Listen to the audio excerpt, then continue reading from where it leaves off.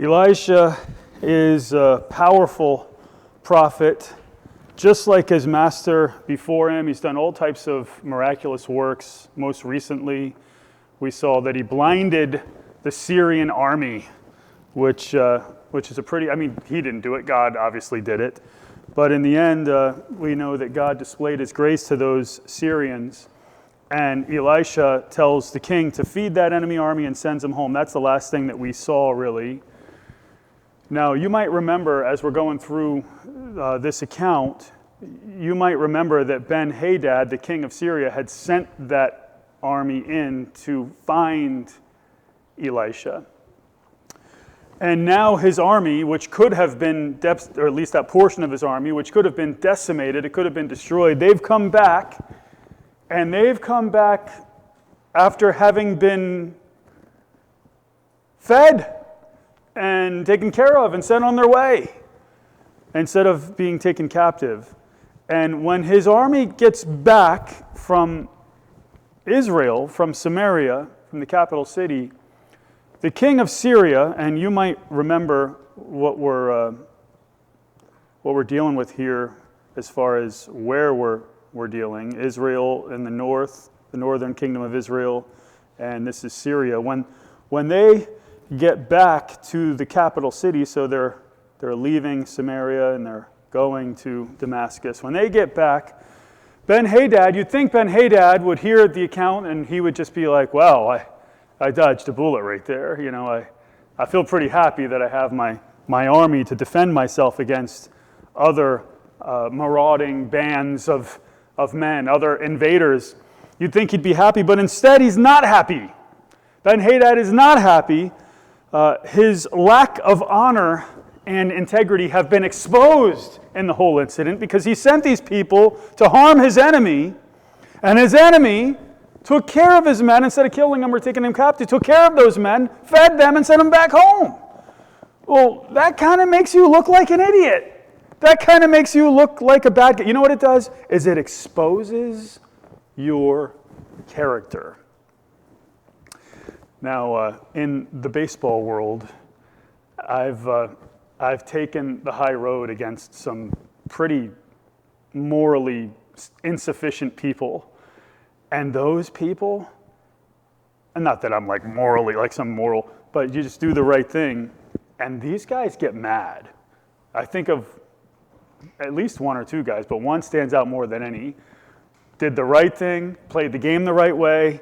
Afterwards, you want to be a nice guy, you want to be a good guy, and just they were just, I think, so enraged at the fact that, you know, I'm playing the good guy, while they're like flipping out over there, that they're furious to even see me afterwards because of how foolish they acted, because they acted like complete fools. Well, I think something like that's happening here. Ben-Hadad has acted like a fool. He sent people out after the prophet of God, the prophet who already healed his military general, or at least the commander in the army. So he sent people out after that guy. The army is basically defeated, without even a battle. They're blinded, and they're sent back fed. They held a banquet for these guys. Think about how much money it would cost to feed an army. And they come back fine, and now he's angry. Look at this guy. He's making me look like a fool. He doubles down. He gets angry and he directs his anger towards Israel because his enemy it's kind of like heaping coals on your head. Everybody can see that you're the bad guy.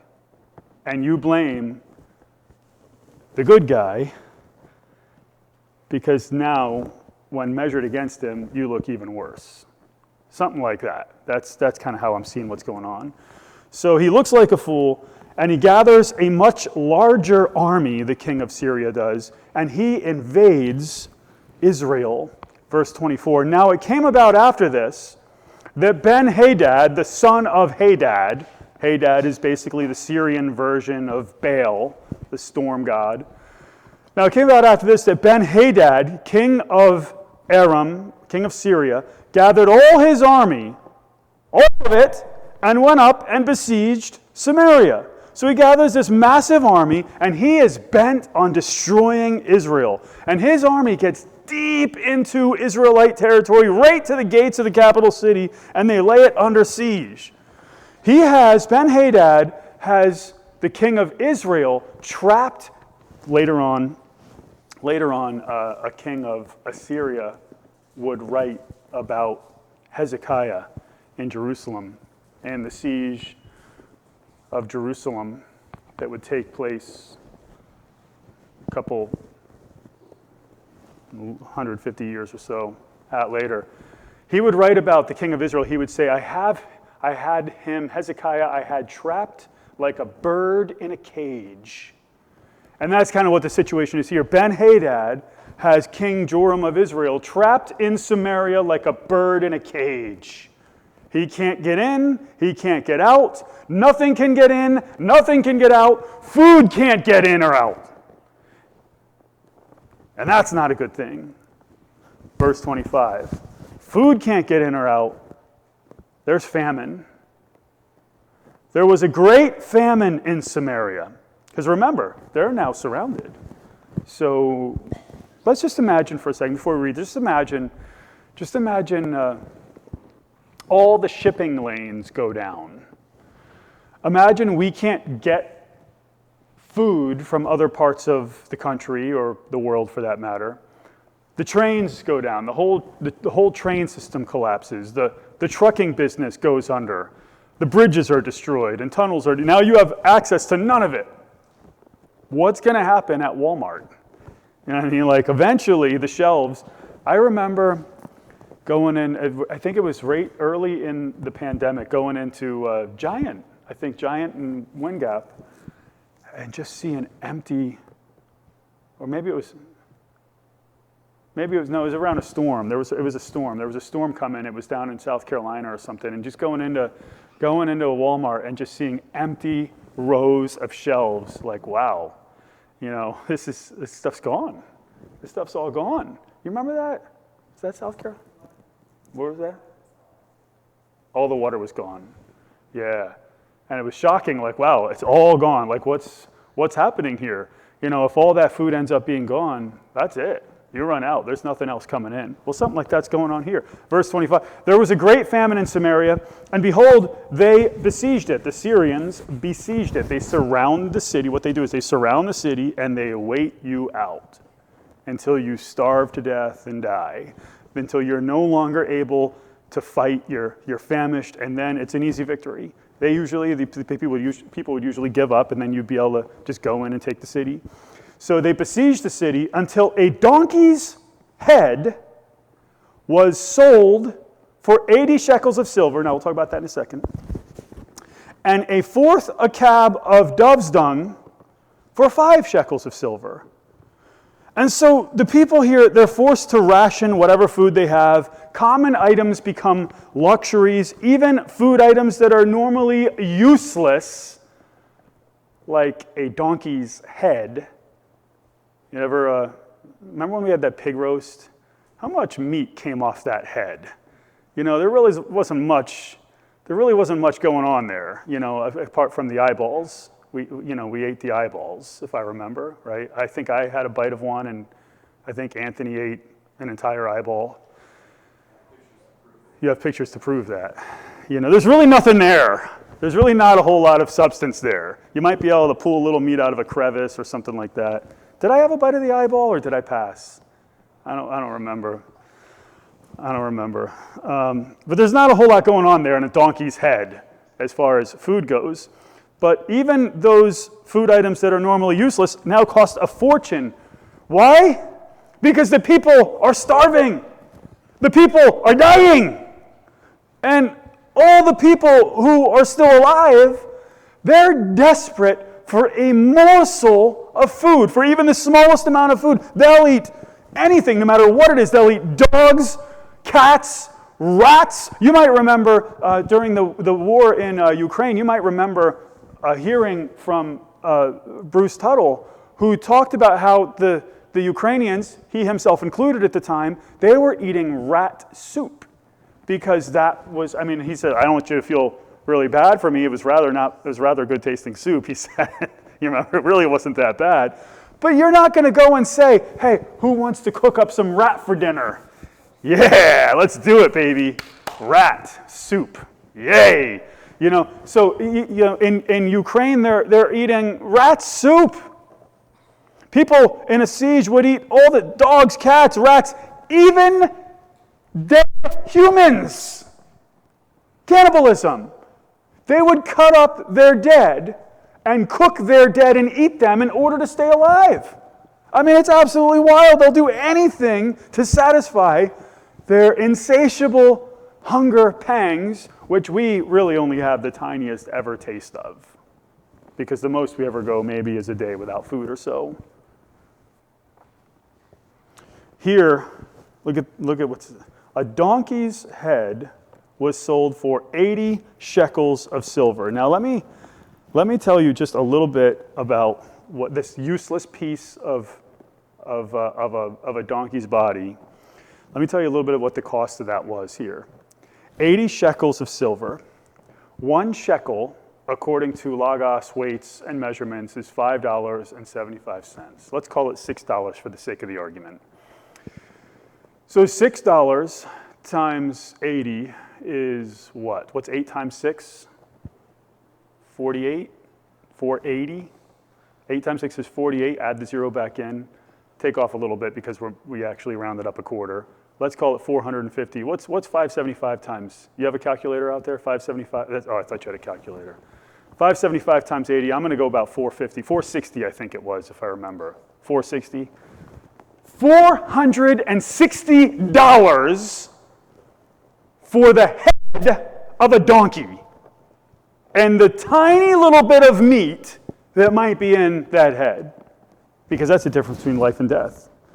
A donkey's head is not filet mignon. It's not prime rib of beef. We had prime rib this week. We still had it in our freezer from I think it was January. It was from March. It was from around Easter's. So somewhere around Easter time, they put these prime rib on sale for like $5 or $6 a pound. And so I go and I buy 1 or 2 of them, and we'll freeze them up. And man, she makes this. I think she got the recipe from the Nivelts. Is that right? She got the rub from the Nivelts or something. She makes this butter stuff and puts it on there, and it's glorious. And we cooked it too. It was a glorious 115 on one stick and 116 on the other stick. I mean, it was perfect. It was perfect meat. I cut Josh a piece off on the bone.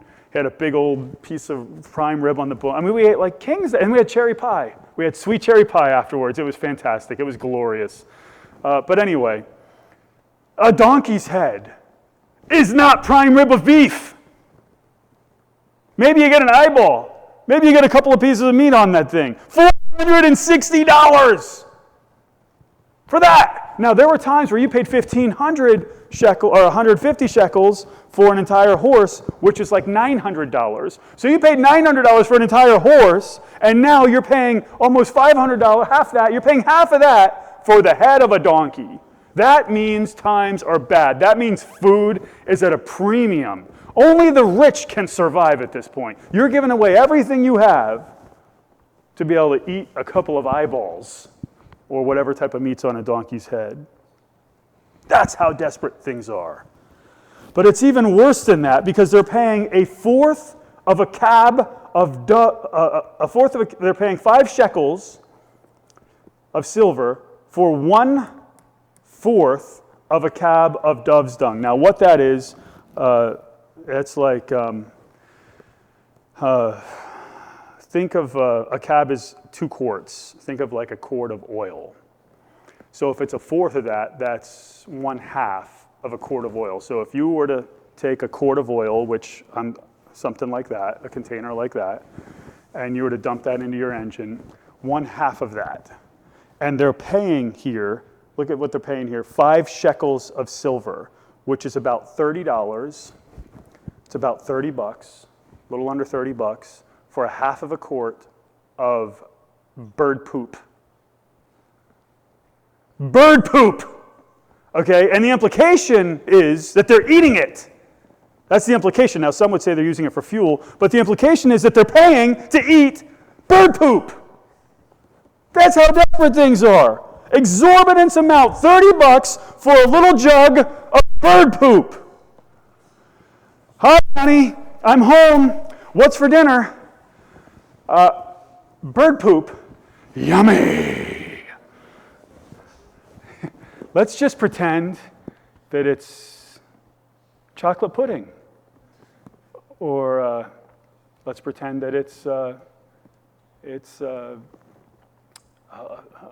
small piece of fudge.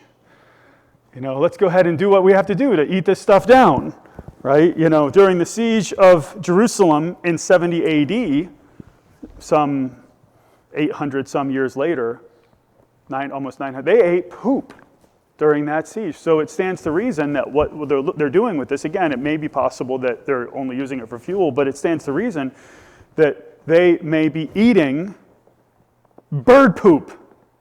And Josephus says that during the siege of Jerusalem in the year 70 AD, that they scoured the sewers and cattle dunghills for feces in order to survive. Can you just imagine how bad life would be that you're paying $30 for a half a quart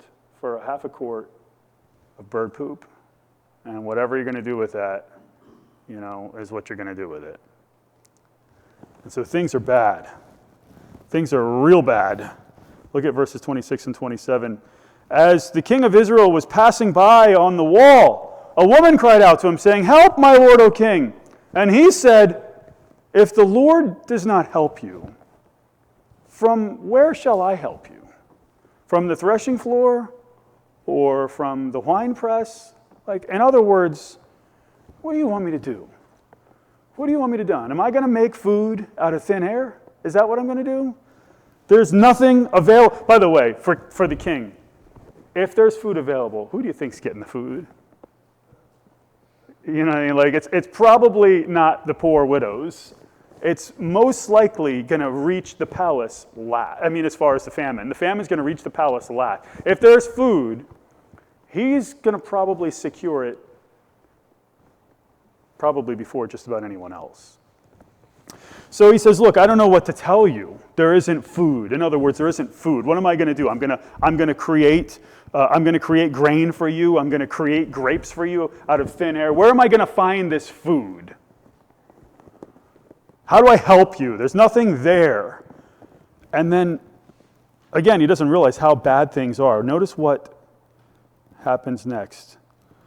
And the king said to her, "What is the matter with you?" Really? The people are dying. What do you think is the matter with her? She's starving to death. What is the matter? What's the problem here? And she answered, This woman said to me, "Give your son that we may eat him today." Let's eat your child. And I'm presuming that son has died from the famine. Let's only hope that he's died. Because if he hasn't died, that means they killed him and then ate him. But let's hope he's died. I'm assuming he's died. So your son died, my son died. And that's an assumption. Your son died and let's eat your son today and survive. And then before my son completely decay, before it becomes unsafe, let's eat my son and we'll stay alive by eating our kids. Could you imagine the depravity of, say, cutting up your dead loved one and eating it and cooking it and eating it? Could you imagine how low, how terrible, what a terrible situation, I think I say I'd rather die than do that. But when these people were given the option, they chose to eat their kids. The king said to her, "What is the matter with you?" And she answered, "This woman said to me, 'Give me your son that we may eat him today, and we will eat my son tomorrow.' So we boiled my son. We cut up my son, and we put him in a pot of water and boiled him and ate him. And I said to her on the next day, 'All right, we ate my kid yesterday. Give your son that we may eat him.' But she's hidden her son." In other words, king, we ate my kid, and now she's withholding her kid from us. She's not going to share her son with us. She's going to eat them all by herself. You need to take care of this. That's not right. That's not fair. We should both get to eat that kid.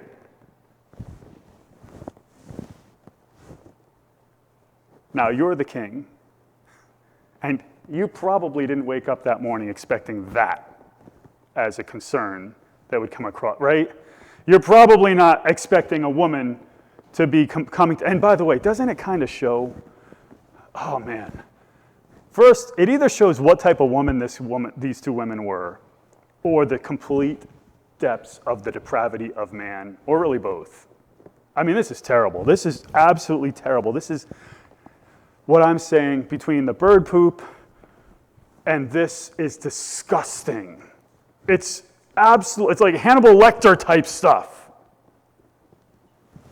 Kids, if you don't know who Hannibal Lecter is, that would be an interesting search item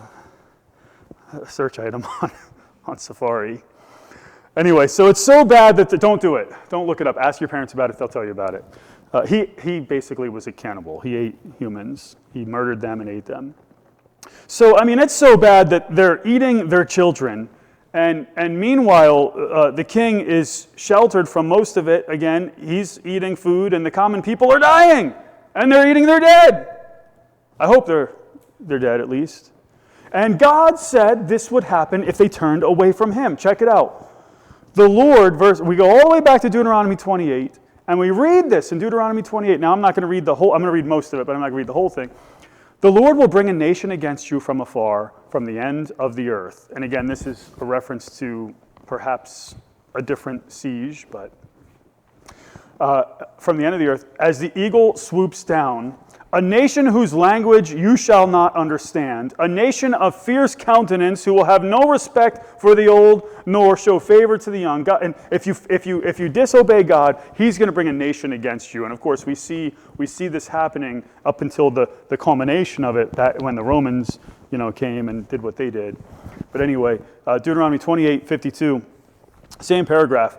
It shall besiege you in all your towns. That is, it's going to surround your towns. It's going to starve you out and basically, destroy you. It shall besiege you in all your towns until your high and fortified walls, those walls that you protected in, and those high and fortified walls in which you trusted, come down throughout your land. And this nation shall besiege you in all your towns throughout your land which the Lord your God has given you. This is what's going to happen if you disobey God, if you go after and serve other gods. Verse 53, then you shall eat the offspring of your own body. It's like Mike Tyson said something like that. I'm going to eat your children. He tried to eat someone's ear back in the Evander Holyfield or something like that one time. Twice, I think. You shall eat the offspring of your own body, the flesh of your sons and of your daughters, whom the Lord your God has given you. The blessing that he's given you, you'll eat them during the siege and the distress by which your enemy will oppress you. The man who is refined and very delicate among you shall be hostile toward his brother and toward the wife he cherishes and toward the rest of his children who remain, so that he will not give even one of them any of the flesh of his children which he will eat, since he has nothing left during the siege and the distress by which your enemy will oppress you in all your towns. In other words, like the most refined guy, the most polite, the most distinguished man, he will not even share his kids with you. He'll eat them himself. The refined and delicate woman among you, who would not venture to set the sole of her foot on the ground for delicateness and refinement. This is like the most uppity, the most prestigious woman, the most delicate woman shall be hostile toward the husband she cherishes, and toward her son and daughter, and toward her afterbirth, which issues from between her legs, and toward her children whom she bears, for she will eat them secretly, for lack of anything else, during the siege and the distress by which your enemy will oppress you in your towns. I mean, things are bad. And it's happened just like God said it would happen. Here, God said that 500 years earlier, and it's going to happen later, but it's happening at this moment in history where the people of the capital city of Samaria are at the very nearly at the end of their lives, and they're very near their own demise. And this is a moment when you would most need to trust in the Lord. There is no situation you've been in, most likely, that has been this dire. Even the worst situation you've ever been in is better than this. Well, but when things are really bad, you see what people are capable of. You get a glimpse of their depravity when you see two mothers making a deal to eat their own children, to share their own children in baby soup. And they'd eat one on the first day and the other on the next day. Could you imagine, by the way, deciding whose baby you eat first, whose kid is it? Shoot. They do papers, rock, scissors? I don't know what they do. How do you even decide? It's like, no way you eat mine. But somehow the one woman gives up her child first, and when it's time to eat the other child, the other mother defaults. She hides her child so that he can't be eaten. She's probably planning to eat him herself without sharing. I mean, can it get worse? And so the one woman goes to the king. She wants the king to force the other one to give up her son. Listen, we're eating this kid. You're going to force that woman to share her kid with us. We're both eating them. That's how desperate the people are. Listen to what Josephus writes about famine and siege. He says this: all human passions yield to famine. That is, the human body gives into it. But it is destructive to nothing so much as to shame. And what was otherwise worthy of reverence was in this case treated with contempt. That is, a human life and a human body. Thus it was that wives snatched food from their husbands and children from their fathers. That sounds like Josh. Just takes the food right off my plate if he's like, I'm going to bite his hand one of these days. Don't touch a grown man's fries. But anyway, snatches food from their husbands and children from their fathers. And what was still more to be pitied, so did the mothers to their infants. While those, so imagine a mother saying, I'm gonna drink my baby's, I'm gonna eat my baby's food. I'm gonna drink my baby's milk so that I can survive, and the baby's just gonna have to die. While those, it says, still more to be pitied, so did the mothers do to their infants, while those that were most dear were dying in their arms. They were not ashamed to take from them the very last morsels that might preserve their lives, the very piece of food that might save their baby's life, they took it and ate it.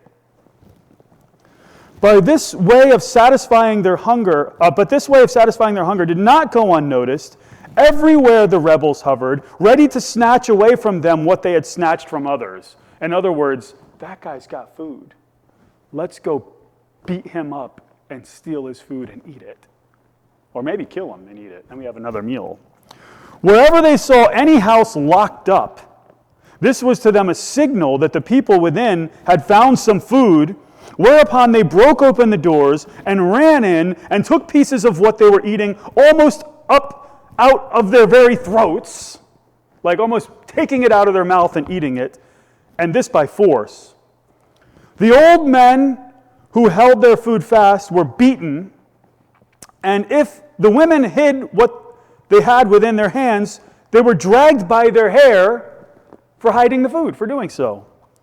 No pity was shown either to the aged or even to the little infants, the little babies, but they lifted up children from the ground as they hung on to the morsels they had found and dashed them to the ground to take the food. You imagine picking up a baby, slamming him down, and taking his food like an infant. And that's how Josephus described the siege of Jerusalem in Wars of the Jews. I mean, this gives you a feel for how bad things were. Well, when the king hears what happened, he's furious. He's not happy. Check this out. Verses 30 and 31. When the king heard the words of the woman, he tore his clothes. Now he was passing by on the wall. And the people looked, and behold, he had sackcloth beneath his body. It was like mourning. It was like a sign of repentance. Then he said, "May God do so to me, and more also, if the head of Elisha, the son of Shaphat, remains on him today." In other words, if I don't cut his head off by the end of the day, may God cut my head off.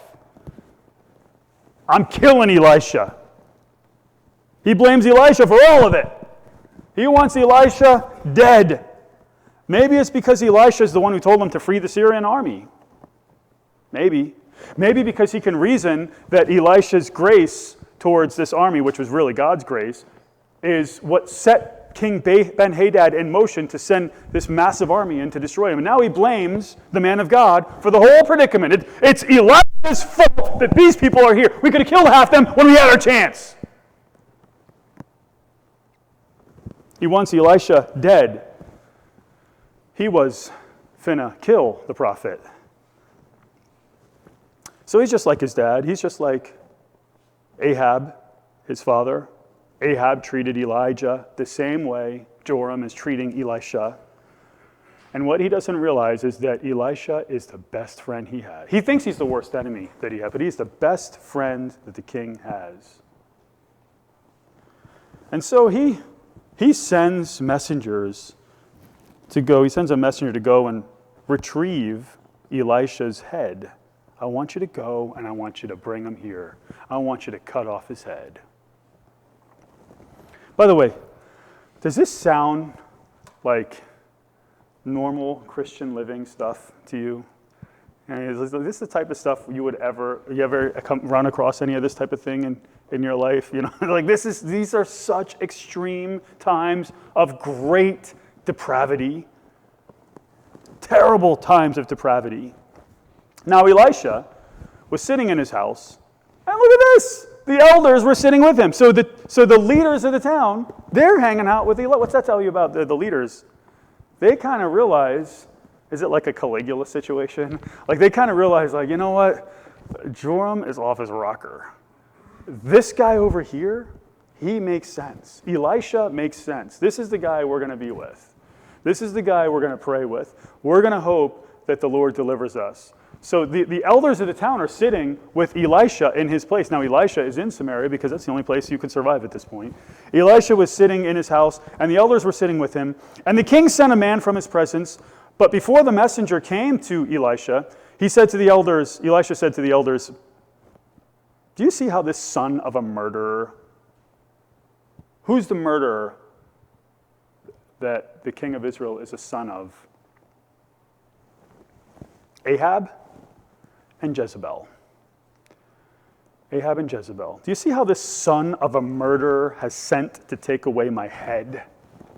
Look, when the messenger comes, shut the door and hold the door shut against him. Is not the sound of his master's feet behind him? In other words, this murderous king is coming to commit murder. Stop him from doing it.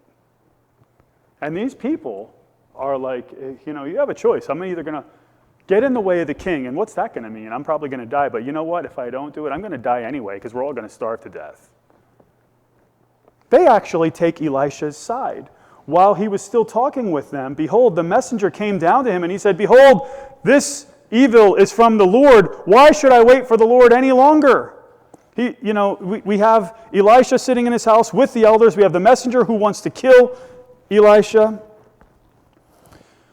We have the elders blocking the door. All seems lost in the city of Samaria. Everything that we've seen, Israel's in shambles. It's an absolute, the capital city's about to fall. The people are starving to death. The women are eating their children. The king wants to cut off the prophet of the Lord's head? Can things get any worse? I mean, they're at the threshold of hell, literally. Many of them will end up dying and going to hell because they worship false gods. And then the prophet speaks words from the Lord. Then Elisha, and we're only going to look at 2 verses here. We're going to come back to it next week. Then Elisha said, listen to the word of the Lord.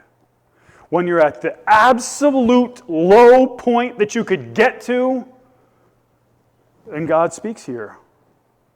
Thus says the Lord. And by the way, there's still truth to that sometimes people, it's like when you could either enable a person who's like addicted to drugs or something, and you could continue to give them help, and they never reach the point that they need to reach to realize they need to repent. I have a whole different philosophy. My philosophy is you don't help them one tiny bit. If someone is addicted to drugs, you let them fall until they reach the low point that they need to reach until they finally repent. You don't continue to string them along and to enable them so that they live their whole lives on drugs. That's how I see things. But anyway, there's a similar dynamic here where these people get to their low point and then God speaks. Thus says the Lord, tomorrow, about this time, about 24 hours from now, a measure of fine flour will be sold for a shekel, and 2 measures of barley for a shekel, in the gate of Samaria. So tomorrow, there will be an abundance of food tomorrow. Now, the crops are destroyed. The shipping lanes are ended. It's not possible for this to take place. But tomorrow, the market will be flooded. Tomorrow, there will be an today, they're eating poop, bird poop for dinner, for din-din. And tomorrow, the market will be flooded. They'll sell a measure of fine flour, which is, one measure is about 3 to 6 liters. Think of a 2-liter bottle of soda. And if we're dealing with 3 to 6 liters, we're dealing with, let's call it 2 to 3 of those 2-liter bottles of soda. So you're going to have all this flour for about $6. You're going to be able to make food. You're going to be able to eat. You're going to be able to survive. And if it's a shekel of bronze, you're going to get all that for 2.5 cents. This doesn't say whether it's a shekel of silver or bronze. You're going to get it for somewhere between 2 cents and $6. You're going to be able to eat.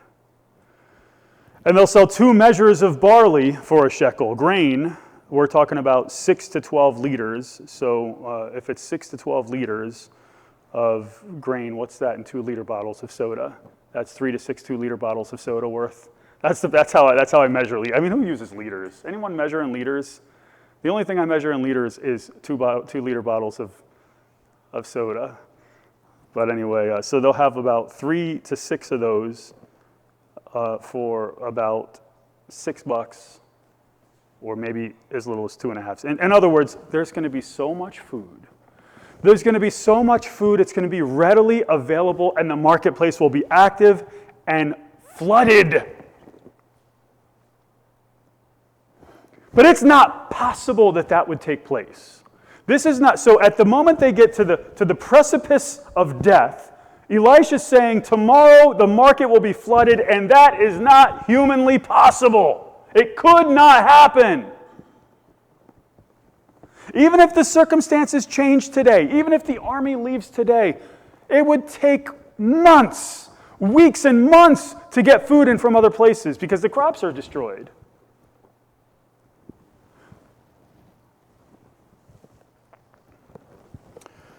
When the king's messenger hears Elisha's prophecy, he thinks what any one of us, many of us would think.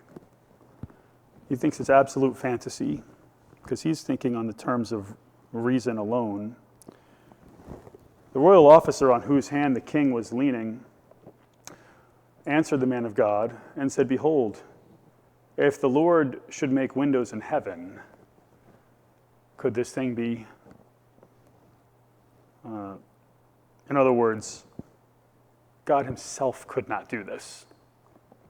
God himself could not do it. If God made windows in heaven and rained food down, it couldn't happen. In other words, he's like, surely you can't be serious. This is simply not possible. And Elisha's like, I am serious, and stop calling me Shirley. The messenger does not believe the Lord's prophet, and he blasphemes God in the process. But according to Elisha, it will happen. And because the messenger's lack of faith, he won't enjoy it. Then Elisha said, behold, you're going to see it. Well, you will see it with your own eyes, but you will not eat of it. What God says will happen, and I don't care if you think it's impossible, you'll get to see it. But as judgment for not believing what God said, you will not eat of it. Will the words of the prophet come true? And if so, how will they come true? Will Elisha's impossible prophecy come to pass? Will the Lord miraculously provide for Israel? Well, we're going to look at it next time. In the meantime, we see how bad things are in Israel, and we know that all of it's the consequence of sin. We know that the people are idolaters. We know that they're facing the judgment of God. And yet God shows his grace to these people even though they don't deserve it. Even at the moment where he could just let them. Listen, he just let the armies surround Samaria. He let things get so bad that women are eating their children. He could just let them all die. And that's what they deserve, by the way. But God shows his grace and offers them a word of hope, a word of reprieve. And you know what? He showed his grace to us too because we don't deserve it. He extended his favor to us through the cross, and he withholds his judgment against us because he wants all of us to be saved, and he wants all of us to place our faith in his Son. And so the same grace that God shows to the Samaritan people at that moment in time is similar to the grace that he's showing to us, only in a much greater way today, where instead of offering them life, he's offering us everlasting life. In this passage, we see that the Lord has authority over the affairs of Israel. The Lord has authority over the affairs of Israel, and he acts and doesn't act as he sees fit. He works and allows things to happen as he sees fit. And that same principle is true today. The Lord has authority over the affairs of men, be they prosperous or penniless men, be they matters of life and death. The Lord has complete authority over the affairs of men. But for us, we're called to do the exact same thing those people were called to do, is trust in what God says. And if God says something, then we need to believe it, we need to trust in it, we need to count it as exactly true and place our faith in it.